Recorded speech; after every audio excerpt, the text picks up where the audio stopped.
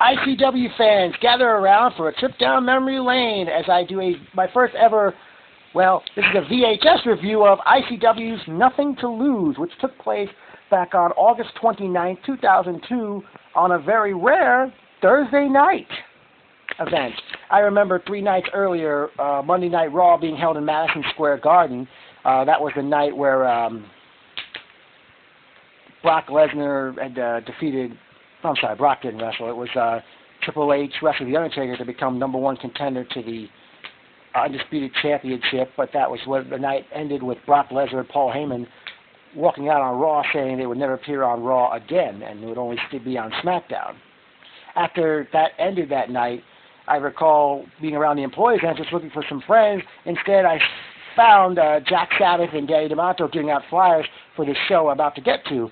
And I was ended up going since SmackDown was preempted in the New York City area that night by preseason football.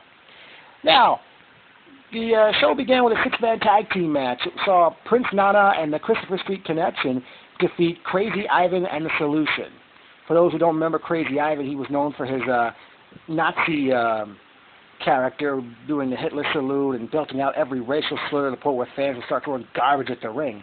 The Solution were a tag team known as the Solution were the tag team came out of the LIWF Doghouse, Papa Don and Havoc, who I thought could have really done more had they stayed together to this day. I miss Prince Nana as a solo, as a wrestler. In the ring, he's now a manager in Ring of Honor, and the Christopher Street Connection were known for being a gay duo, even though they weren't really gay. And it was quite a fun match to open up the show, and Nana eventually pinned Ivan in a 6-man tag to kick things started. The next match saw the original SAT, Jose and Joel Maximo, take on Quiet Storm and the Prodigy Tom Marquez. This was a very good matchup, and I noticed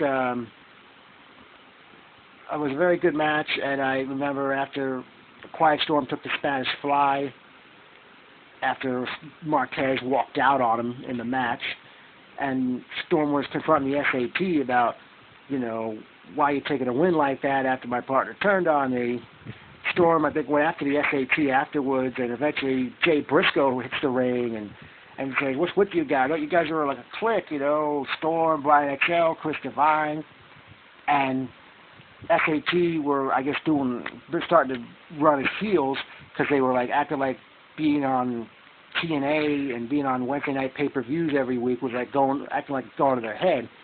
So Joel eventually took the microphone and says to Jay Briscoe, "If you're man enough to come out here by yourself, you're man enough to handle this." And out came Jack Sabbath attacking Briscoe from behind, and Jack declared that the SAT were aligned with him.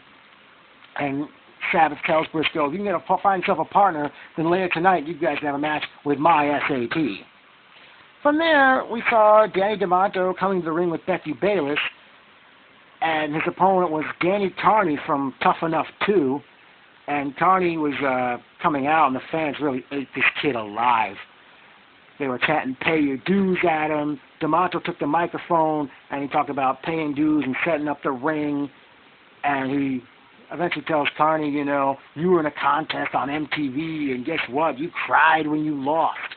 And then Danny yelled, D'Amato yelled, "Fuck Tough Enough," and the crowd chanted, "Fuck Tough Enough." Not much of a match here. I mean, Danny Carney did not impress me, and it didn't surprise me that D'Amato squashed this kid like a grape. However, after the matchup, Boogaloo hits the ring, and he gives D'Amato one of those suplexes he was known for. Eventually, Homicide comes out wearing his Michael Myers mask and gives Becky Bayless the Cop Killer, which was this awesome upside-down move. I don't know if there's been a proper name for it in Japan or not, because I know it's barred in Japan. And Homicide cut a promo about the TLC match later in the show, and I couldn't quite understand him that night, even watching the videotape with that Michael Myers mask on.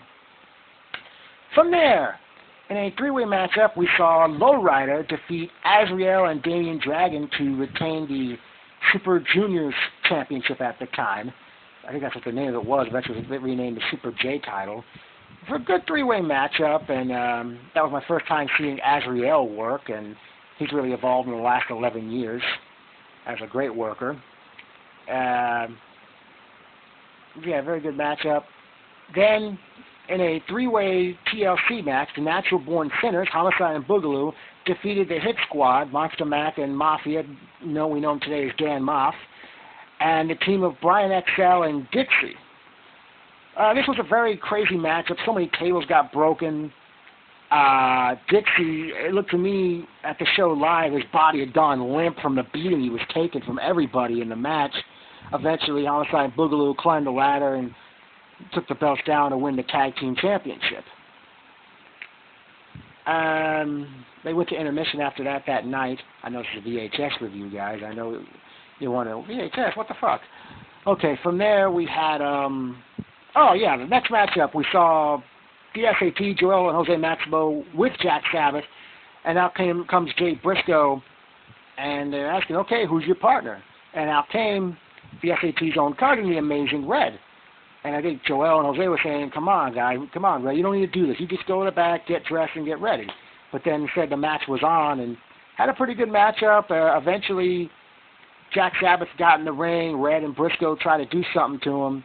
But then Red eventually attacked Briscoe, and he and the Maximos did a number on Briscoe, and Red jumped into Jack Sabbath's arms. Funny moment right there. And then Jack tells Red, go to the top rope, do the infrared.